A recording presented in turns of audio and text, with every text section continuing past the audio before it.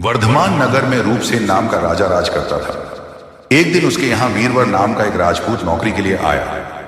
राजा ने उससे पूछा कि उसे खर्च के लिए क्या चाहिए, तो उसने जवाब दिया, 1000 तोले सोना।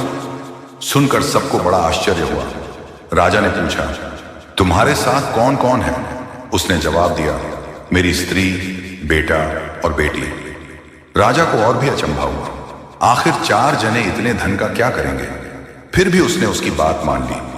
उस दिन से वीरवर रोज 1000 तोले सोना भंडारी से लेकर अपने घर आता। उसमें से आधा ब्राह्मणों में बांट देता, बाकी के 2 हिस्से करके एक मेहमानों, बैरागियों और सन्यासियों को देता और दूसरे से भोजन बनवाकर पहले गरीबों को खिलाता।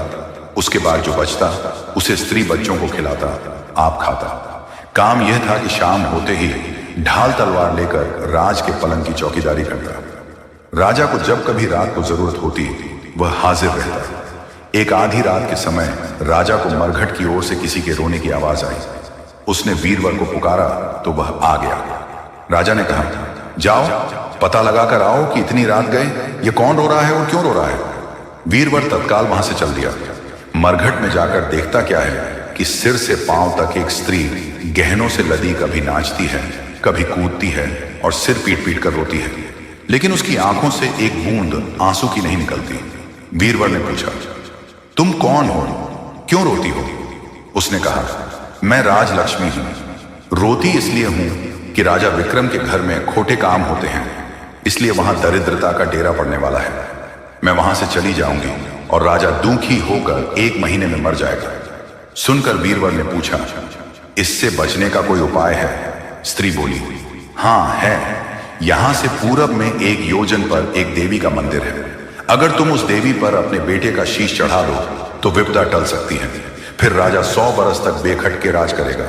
वीरवर घर आया और अपनी स्त्री को जगाकर सब हाल कहा। स्त्री ने बेटे को जगाया, बेटी भी जाग पड़ी। जब बालक ने बात सुनी तो वह खुश होकर बोला, आप मेरा शीश काटकर जरूर चढ़ा दें। एक तो आपकी आज्ञा, दूसरे स्वामी का काम, तीसरे यह देह देवता पर चढ़े। इससे बढ़कर बात और क्या होगी? आप जल्दी करें। वीरवर ने अपनी स्त्री से कहा, अब तुम बताओ। स्त्री बोली, स्त्री का धर्म पति की सेवा करने में है। निदान 4 जने देवी के मंदिर में पहुंचे। वीरवर ने हाथ जोड़कर कहा, हे देवी, मैं अपने बेटे की बलि देता हूं।